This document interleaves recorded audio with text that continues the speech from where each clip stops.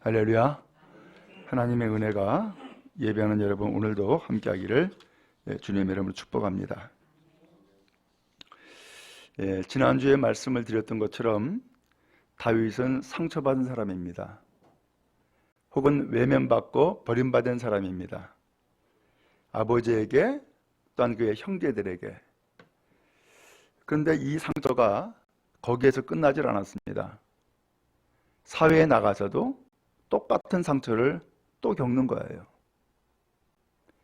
그러다 보니까 이 상처는 더 깊어질 수밖에 없었고 그의 인생에 큰 굴레가 될 수밖에 없었습니다. 그에게 무슨 일이 있었느냐? 하나님께서 이 다윗에게 은혜를 베풀어 주셔서 기름을 부으셨죠. 그리고 이제 하나님 앞에 임금이 되는 놀라운 축복을 얻었어요. 그러나 이것은 아직까지는 시작이 아니에요. 왜냐하면 사울은 아직까지도 왕으로 존재하고 있고 그런 가운데에서 그 사울 왕의 통치 가운데에 이 다윗이 있는 상황인 거예요.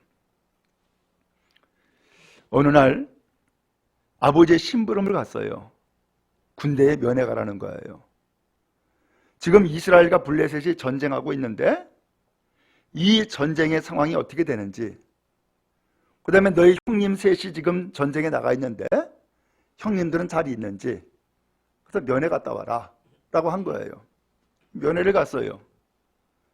면회를 가가지고서는 보니까는 이게 말도 아닌 상황이 펼쳐져 있는 거예요. 적진에 골리앗이라고 하는 거인이 나타나더니만 이스라엘 백성과 군대를 온갖 말로 다 모욕을 하고 1대1로 나와서 싸우자는 거예요. 그런데 더 기가 막힌 것은 그런 이야기가 40일 동안이나 계속해서 들려지는데 이스라엘 진영에서는 아무도 안 나가는 거예요. 기가 막힌 상황을 다윗이 본 거예요. 마음 가운데 의분이 일어났어요. 아니, 저게 뭔데 감히 살아계신 하나님의 군대를 이렇게 모욕하는 거야. 알고 보니까 골리앗이라는 사람이래요. 또 사울 임금은 그 골리앗과 맞서 나갈 싸울 사람을 지금 찾고 있다는 거예요. 그러면서 상금 내걸고 왕의 사유로 삼고 자유인의 신분을 주겠다라고 하는 상까지 내걸었다는 것을 알게 됐어요. 내가 나가 싸우겠다고. 사울이 그를 만났어요. 아니 보니까는 아직 소년이라 이게 도저히 나가 싸울 수 있는 상대가 안 되는 거예요. 아서라, 너 안 된다. 그러고서는 집으로 그냥 가라고. 아닙니다. 내가 아버지의 양을 치는데 사자와 곰이 그 양을 삼키려고 달려들면은 내가 그 사자와 곰도 찢어 죽였습니다. 그러면서 만군의 여호와 하나님께서 그때 나를 지켜줬다는 거예요. 그런데 저 살아계신 하나님의 군대를 모욕하는 저 사람입니까? 저 사람도 사자와 곰처럼 찢어 죽일 겁니다 하면서 용기 있게 이야기를 하는 거예요. 그 이야기를 듣고서는 이 사울이 그래 가라 하고서는 보내게 된 거예요. 전쟁에 나갔는데 놀라운 일이 벌쳐진 거예요. 세상에 무기도 변변한 게 없이 물맷돌 5개 가지고서 막대기 하나 가지고 나갔던 이 다윗이 그 돌 한 방에 골리앗을 쓰러뜨린 거예요. 완전히 전세는 뒤집어졌어요. 그래가지고 이스라엘 군대가 용기를 얻더니만은 그 골리앗과 그 다음에 그 블레셋 군대들을 전부 다 물리친 거예요. 크게 승리하고 돌아왔어요. 이 소문이 삽시간에 퍼졌어요. 그러더니만은 사람들이 노래를 부르는데 사울은 천천히요 다윗은 만만히로다 하면서 막 노래를 부르는 거예요. 그 노래를 듣고서는 사울이 기분이 나빴어요. 아니 사울은 천천히고 다윗은 만만이야? 내가 만만이고 다윗은 천천히지, 이런 생각이 든 거예요. 그러면서 그때부터 기분이 나빴고 다윗을 경계하게 된 거예요. 한 번은 이 다윗을 그렇게 해서 승리하고 돌아오니까 왕궁으로 들여왔어요. 그리고서는 이 다윗과 함께 아침 식사를 하게 된 거예요. 근데 그때 갑자기 이 사울에게 악령이 임했어요. 그러더니만은 이 다윗에게 창을 집어던져 가지고서 벽에 박아버리는 거예요. 다행스럽게 다윗은 2번이나 그걸 피했어요. 여러분 어떨까요? 저는 그런 상황을 성경에서 보면서 이 다윗이 엄청난 충격을 받았겠구나 라는 생각을 한 거예요. 그렇잖아요. 아무도 나가 싸울 사람이 없는 이 군대에 다시 나가서 골리앗 물리쳤죠. 사울은 막 백성들은 막 환호를 하죠. 또 이 사울은 왕궁으로 이 다윗을 불러들였죠. 그리고서 식사 자리까지 준비했어요. 그러니까는 얼마나 좋아요. 근데 갑자기 창을 집어들더니만은 다윗을 향하여서 벽에다 박겠다고 던져? 그것도 2번씩이나? 그때에 이 다윗은 엄청난 충격을 받은 것 같아요. 그렇지 않겠어요? 아니, 갑자기 나한테 왜 이러는 거야? 왜 나를 이렇게 죽이려고 그러는 거야?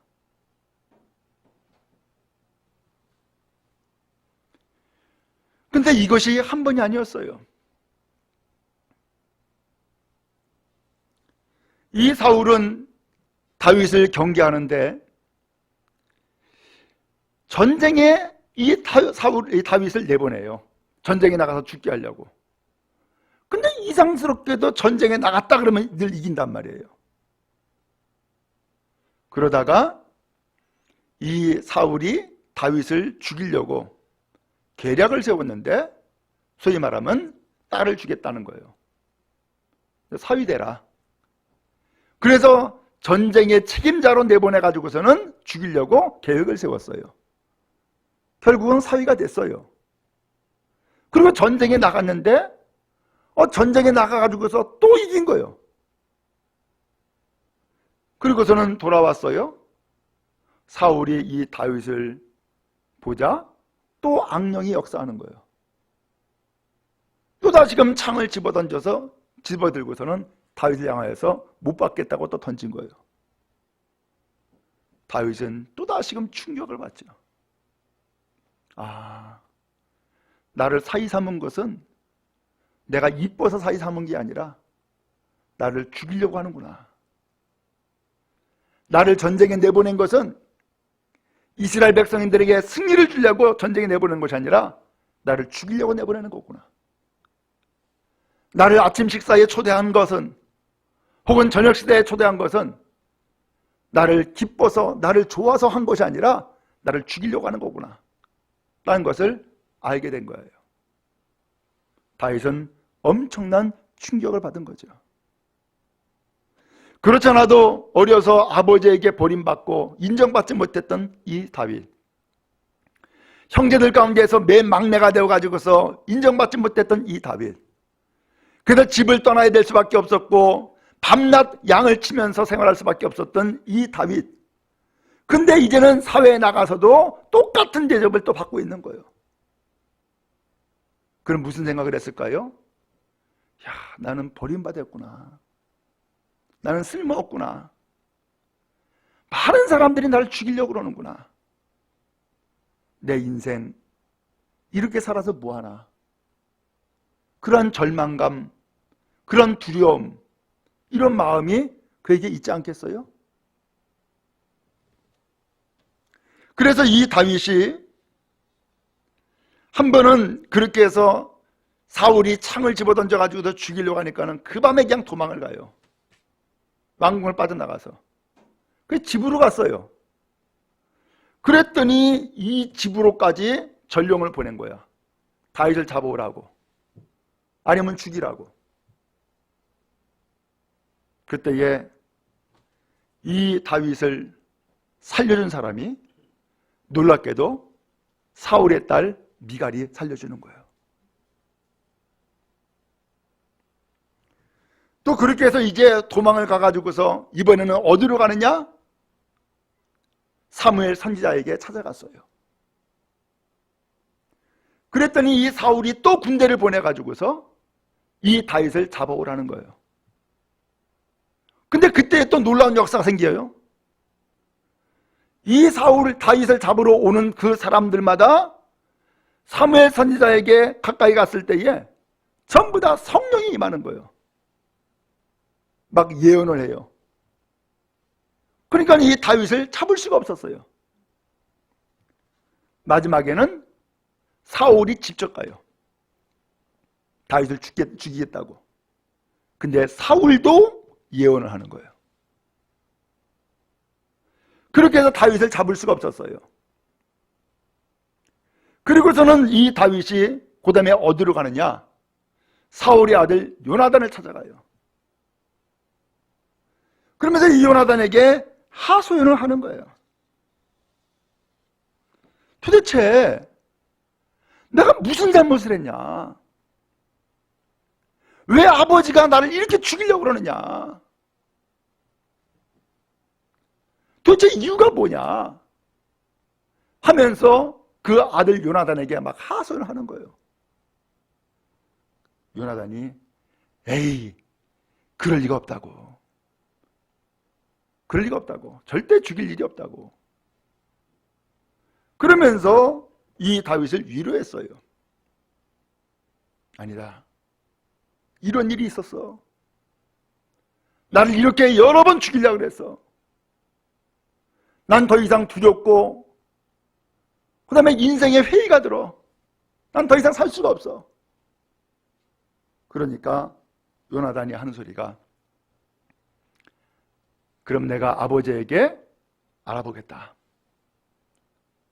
그래서 만약에 정말로 네 말대로 너를 죽이려고 하는 의도가 있다 그러면은 내가 너를 알려줘가지고서 네가 도망가고 살게 만들어주겠다.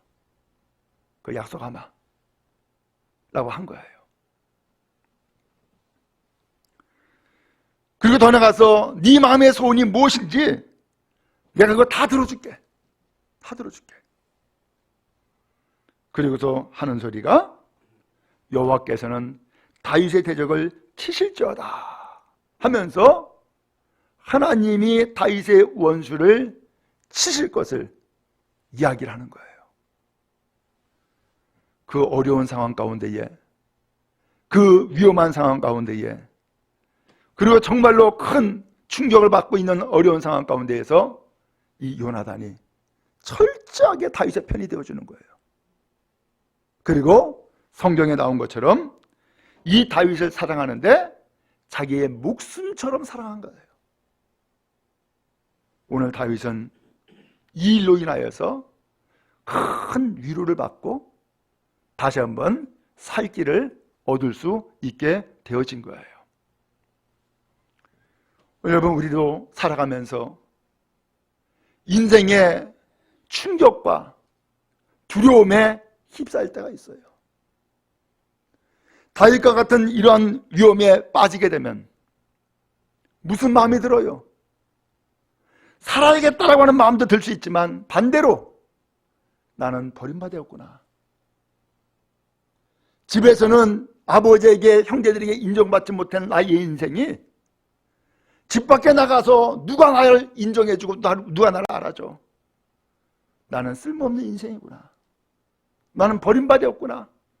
차라리 그렇게 나를 죽이려고 그러면 차라리 내가 죽는 게 낫겠다 라고 하는 마음 충분히 가질 수 있는 것이죠. 여러분에게도 그러한 아픔, 그러한 충격이 혹시 있습니까? 바라기는 하나님께서 여러분의 편이 되어주셔서 여러분을 위로해 주시기 바라고, 또 생명길로 인도하셔서 다시 한번 생명을 찾고 회복하는 놀라운 은혜가 임하기를 간절히 바랍니다. 한 여인에 대한 이야기를 말씀을 드리고자 합니다. 이 사람은 항상 슬펐어요. 어느 날에는 어느 사진 하나를 보았는데 아주 비참하게 버려진 한 여인의 모습이었어요. 그 사진을 보고서는 번뜩 이런 생각이 든 거예요. 저건 나의 모습이네. 그러면서 그 사진이 그의 마음 가운데 딱 새겨졌어요. 그러더니만은 슬픔의 감정 위에 끊임없이 찾아드는 죽음에 대한 두려움이 그의 마음에 가득 자리를 잡게 된 거예요. 그리고 어떤 폐쇄된 공간에 들어가면은 두려움에 떨게 된 거예요. 예를 들어서 어떤 터널에 들어갔다. 캄캄하잖아요. 두려운 거예요. 엘리베이터에 들어갔다. 사방에 완전히 다 갇혀버린 것 같고, 그러면서 마치 어떤 남자가 나를 폭행할 것 같은 그런 두려움에 빠지게 된 거예요. 그러면 그는 거기에서 견디지 못하고 뛰쳐나와야 되는 거예요. 이런 상황이 점점 심해지자 정신과 치료를 받았어요. 그런데 그는 치료를 받지 못했어요. 그리고서는 그는 이런 예감을 했어요. 결국은 이 예감은 나는 이렇게 해서 죽을 거야. 난 이렇게 망할 거야. 나는 이렇게 비참하게 될 거야. 라고 하는 마음이 그의 마음 가운데 가득히 찬 거예요. 그리고서 결혼했어요.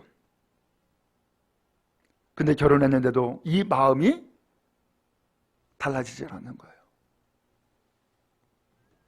그러면서 결혼했음에도 불구하고 이 남자가 나를 버릴 것 같은 예감을 하는 거예요. 언젠간 나를 버리겠지? 그런 두려운 마음을 가지고 있는데 언젠가는 이 남자가 바람을 피우고 나를 버릴 거야. 근데 그 예감은 무섭게 적중을 했어요. 진짜로 남자가 바람을 피웠고 결국 두 아이를 남긴 채 갈라쓰고 그를 버린 거예요. 그는 버린 거예요. 그는 그렇게 이혼을 하고서 신학을 공부하고 전도사가 됐어요. 근데 교회 가서 사역을 하는데도 불구하고 그 마음이 떠나지 않는 거야. 어느 교회 가서든지 오랫동안 있지를 못했어요. 언젠가는 저 목사님이 나를 버릴 거야. 차라리 그럴 바에는 내가 먼저 버려야지 하고서는 먼저 떠나버리는 거예요. 그렇게 해서 몇 번의 교회를 거쳤는데 드디어 한 교회의 목사님을 만나고 거기에서 전도사로 사역을 하게 된 거예요. 목사님과 관계가 좋고 사역에 기쁨이 있었어요. 그럼에도 불구하고 마음 가운데에 두려운 마음은 늘 가지고 있는 거예요. 견딜 수 없었던 이 사람이 목사님을 찾아가서 이야기했어요.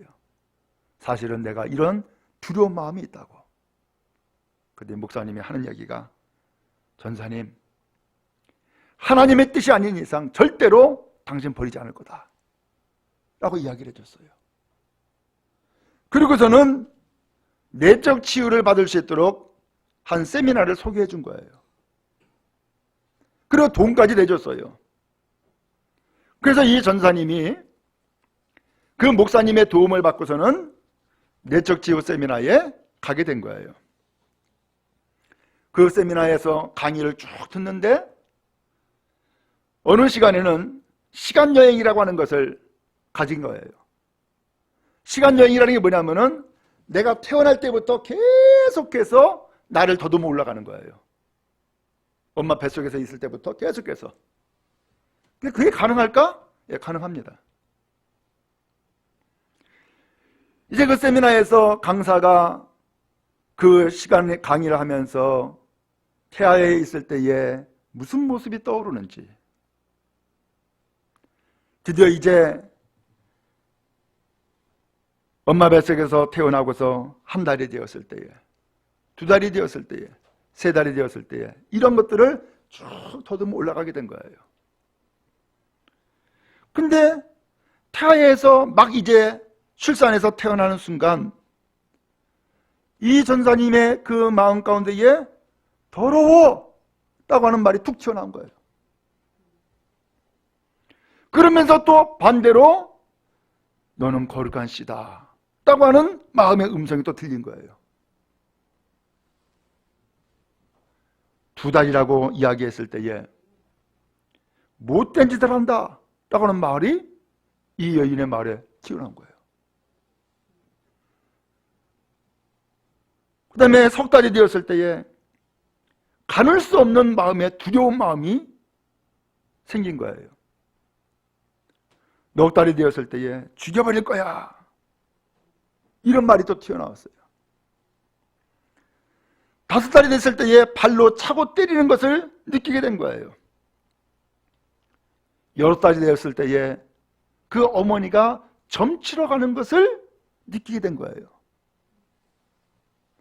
점쟁이가 말한 것이 그에게 마음 가운데 들려졌어요.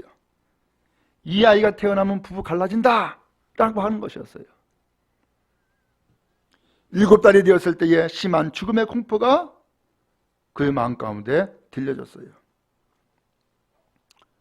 그리고서 이 시간 여행의 시간이 맞춰졌어요. 근데 이 전도사님이 도대체 이해가 안 되는 거예요. 이게 도대체 무슨 말일까? 그러면서 그는 생각을 한 거예요. 혹시 어머니가 외도를 해가지고서 나를 임신했다는 얘기인가? 아니면 그 당시에는 전쟁 시대이니까 혹시 우리 어머니가 인민군에게 폭행을 당했다는 얘기인가? 이런 생각을 하게 된 거예요. 그래서 하는 수 없어가지고서 어디로 갔느냐? 상담해 주신 분을 다시 찾아간 거예요. 그래서 이 상담자와 그가 그 치유의 시간에 느꼈던 혹은 튀어나왔던 그 말에 대해서 서로 주고받고 하게 된 거예요. 그 사람이 물어봤어요. 태아 때에 그 들렸던 그 말은 누구 말입니까? 어머니요. 그 어머니가 왜 그런 말씀을 하셨죠? 그것은 어머니가 나를 임신한 직후에 아버지께서 바람 피우신 거예요 라고 하면서 대답을 하게 된 거예요. 그는 순간 그런 질문을 받고 깨달은 거죠. 그러더니만 계속해서 상담을 주고받는데 5개월이 되었을 때에 발로 차고 때리는 그 느낌을 받았다고 했는데 바로 그것이 아버지가 바람 피우고 어머니를 때리고 폭행했다라고 하는 것을 알게 된 거예요.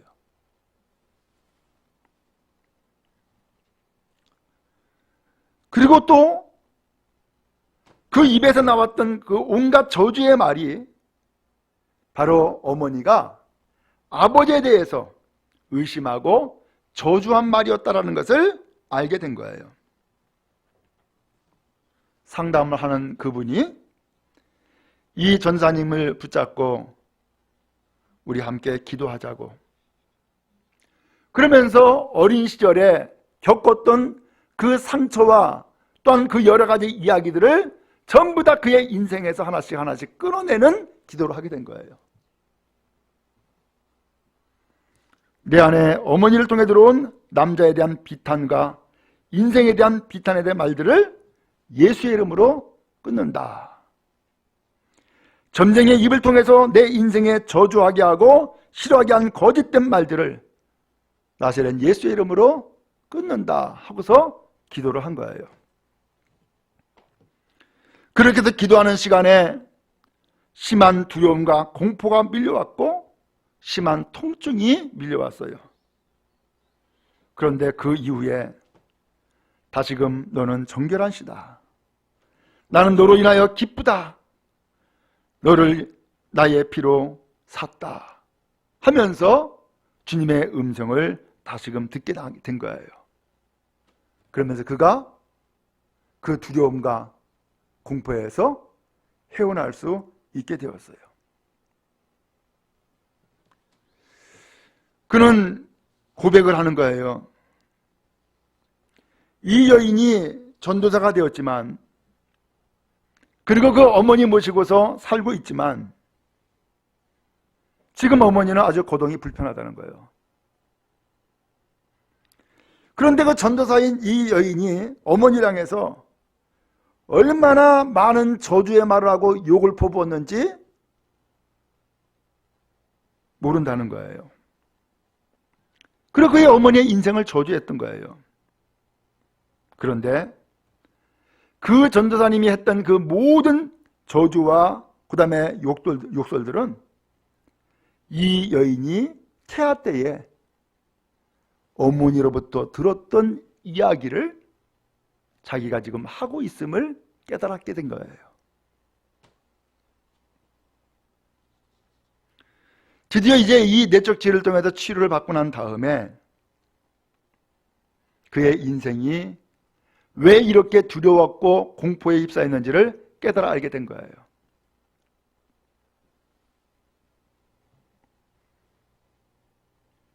이제야 그의 인생이 이해가 됐어요. 내가 왜 이렇게 두려웠는지, 내가 왜 이렇게 염려를 했었는지, 그리고 왜 내가 이렇게 의심했었는지, 내가 결혼하고 난 다음에도 왜 이렇게 두려움에 휩싸였는지 알게 된 거예요. 그는 결혼했을 때에도 남편에 대해서 의부증을 가지고 있었고, 그는 남편을 원망했고 자기의 인생을 싫어를 했던 거예요. 그러면서 비참하게 버림받은 여인의 사진을 보면서 저 여인이 나야 라고 하는 마음을 가지고 있었던 것처럼 그의 인생을 비관적으로 부정적으로 바라봤던 그의 인생에 그 이유가 있었음을 알게 된 거예요. 그리고 점쟁이를 통해서 했던 그 이야기, 네가 이 아이를 낳으면 부부 갈라져 라고 했던 그 이야기가 그의 인생을 속였던 속임수였었고 거짓이었다는 것을 알게 된 거예요. 진작에 그의 인생에 그런 모든 저주와 거짓, 또한 두려움, 이것들을 진작에 알고 끊어버렸어야 되는데 나중에서야 이것을 알고 끊어버린 그 인생에 대해서 한편으로는 감사하고 또 한편으로는 아쉬운 마음을 갖게 되어진 거예요. 여러분, 다윗 참 놀라운 거죠. 나중에도 계속해서 나오겠지만은 이 다윗, 그렇게 아버지에게 인정받지 못하고 형제들에게 버림받고 사회에 나가서도 그 사위를 삼았던 그 장인에게 그렇게 해서 죽임을 당하려고 하는 그 위협과 공포를 그렇게 여러 번 겪었다 한다면은 이 사람은 나중에 어떤 사람이 될까요?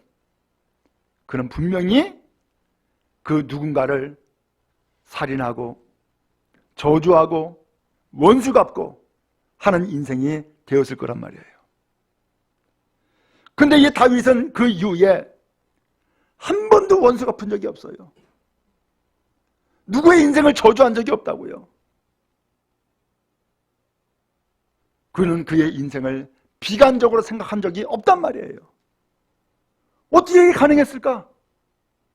이유는 하나님께서 이 요나단을 절대적으로, 이 다윗을 절대적으로 지지하는 사람을 보내주신 거예요. 그 사람이 놀랍게도 누구냐? 바로 요나단이에요. 요나단은 사울의 아들이에요. 다윗이 골리앗을 물리치고 난 다음에 사울왕 앞에 와가지고서 사울왕 앞에서 그건 대면하고 자기를 이야기를 해요. 내가 누구의 아들이다고, 나 양치기였다고. 그러면서 그가 양치기 했을 때의 경험담과 골리앗을 물리쳤을 때의 그 경험담을 쭉 이야기하자 요나단이 한눈에 반해버립니다. 그를 사랑하고 친구로 삼습니다. 그 심지어는 자기의 그 왕자로서의 갑옷 다 내줍니다. 허리띠, 심지어는 칼까지도 다 줍니다. 그렇게 아주 절친이 되어버렸고 진정한 우정과 사랑을 나누는 사람이 되었습니다. 근데 그 사람이 아버지 사울이 그렇게 죽이려고 하는데도 불구하고 왜 죽이냐고, 그러지 마시라고 말렸고요. 심지어는 아버지가 죽이려고 하는 것을 알게 되자 다윗을 도피시킵니다. 그리고 더 나가서 오늘 성경에 나온 것처럼 다윗의 원수들을 저주합니다. 그리고 하는 얘기가 너는 나보다 먼저 임금될 것을 내가 안다 하면서 다윗에게 먼저 임금되라고까지도 이야기합니다. 절대적인 지지라고 절대적인 사랑을 베풀어 주는 거예요. 그 사랑을 힘입고 다윗은 그 두려움과 공포를 깨끗하게 치유를 받은 거예요. 여러분, 누가 나를 절대적으로 사랑하십니까? 누가 나를 절대적으로 지지하고 인정하십니까? 우리 주 예수 그리스도이신 줄로 믿습니다. 아무런 조건이 없이 그저 오늘 우리를 사랑하시는 그 사랑 때문에 이 세상에 오셨고,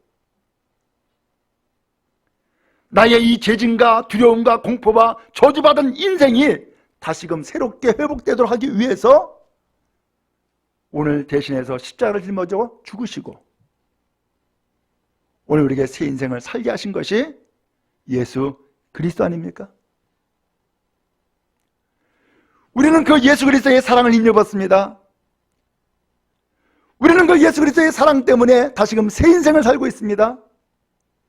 이게 믿음의 길입니다. 그럼 여러분, 지금까지 내 인생을 저주한 적이 있습니까? 예수의 이름으로 끊어버리세요.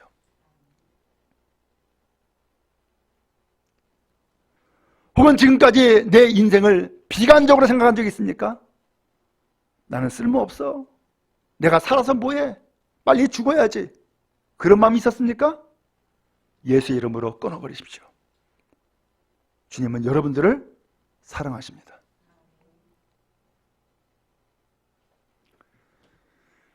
오늘 주님은 우리가 두려움에서도 벗어나기 원하고 우리의 인생의 비관적인 마음에서도 벗어나길 원하시며, 더 나아가서 모든 악한 것이 오늘 우리에게 저주를 부붙고 험담하는 그 모든 언어 가운데서도 구원받고 해방되길 원하십니다. 생명을 얻고 자유함을 누리며 복되게 살기를 원하십니다. 그 절대적인 지지자, 절대적인 사랑이 바로 예수님 안에 있습니다. 오늘 우리 모두 다가 예수님을 믿습니다. 그 예수님은 우리의 인생의 구세주로 받아들였습니다. 그리고 오늘 우리의 인생을 주님이 이끌어가기를 원하시고 그 주인된 삶을 다 내려놨습니다. 이제 주님이 여러분들의 인생을 복되게 이끌어 주실 것입니다. 예수님을 주님으로 모시고 변화되고 새로운 인생을 살아가는 여러분 다 되기를 주님의 이름으로 축원합니다. 어떠한 인생의 저주를 받은 사람이라 할지라도 예수 앞에 나오면 다 새로워집니다. 진정 예수님을 나의 구세주로 영접하고 주님을 고백하고 따르면 인생이 달라집니다.